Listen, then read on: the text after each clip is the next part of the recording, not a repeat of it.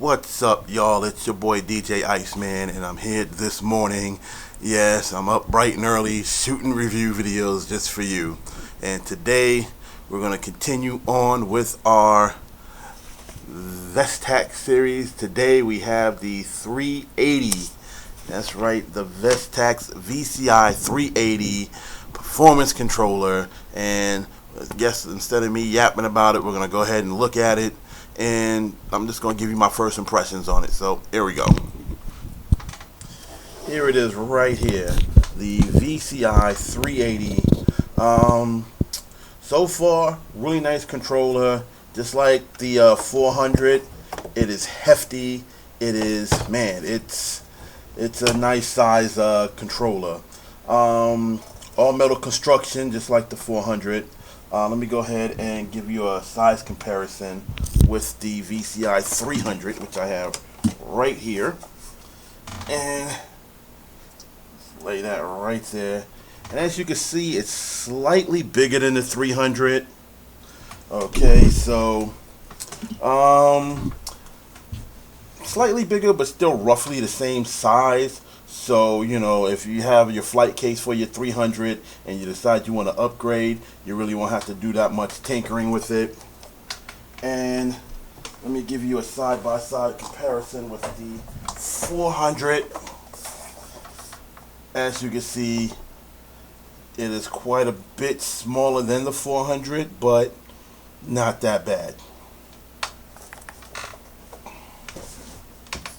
So, this is a 2-channel mixer for Serato Itch. Okay, there has been some rumblings about a TSI running around for Tractor. I have yet to see it, and there's supposed to be some rumors going around that this will be supported by Virtual DJ. As of right now, it is a rumor, so I won't put too much stock into it until I see it. So 2-channel mixer, Serato Itch. Okay, your line faders, really nice, they're smooth. Okay, your pitch faders, really nice and smooth. There's no stop click in the middle where, you know, you put it in the middle perfect pitch. It usually has that little click. Don't have it for this one, so if you're really, like, you really have to be into your mixing and you're gonna have to juggle it a little bit. Cross fader, real nice, real smooth. This is a stock fader. I do have a CFX2 fader that I will be installing after the performance review, you know, with the stock fader.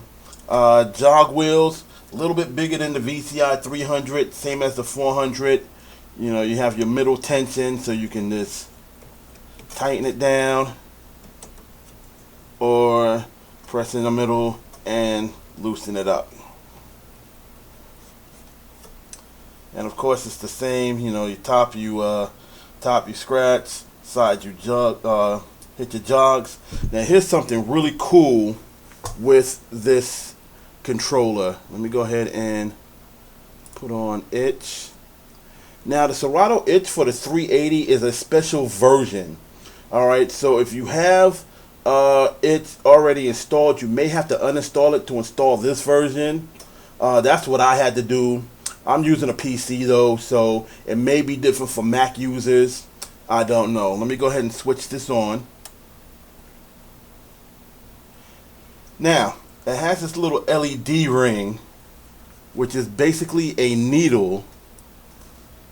So let me go ahead and load a song on Itch real quick, just so you can see what's going on with that. Bang. Alright, so you got it. And see how that turns? So it actually corresponds with the needle position in your program. So I can turn it on and it just... Now when I get to the performance review, we'll get on accuracy. Okay, because I really don't know how accurate it is as of yet. I've only played with it like once or twice, so we'll see what's up with that. So right now I'm just exiting out of Itch, or at least trying to. In the meantime, in between time, let's go ahead and unplug and really get into features here. Alright, so you have these performance pads up top, and if you've seen the Vestax Pad 1 or the Novation Twitch, this is pretty much the same pads. And these are performance driven pads, so when you get to certain effects, basically the longer and harder you hold your button down, the greater the effect will be. And they're real spongy, real springy. They're almost like MPC pads. Alright, up top. And now this section is angled too, so as soon as I can get a good camera view here, I'll show you how angled it is. Okay, see how that rises up, how angled it is?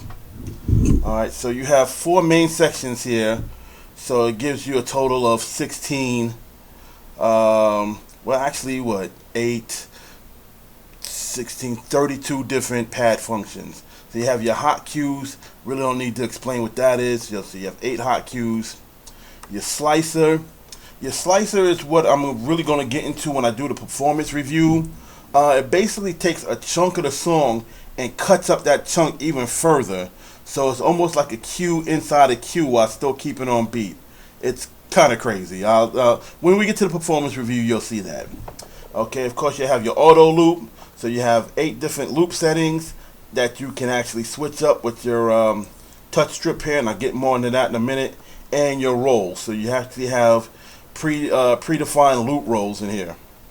Your parameter and your touch strip is basically almost like a needle drop, so you can touch it and drop your needle anywhere in a song.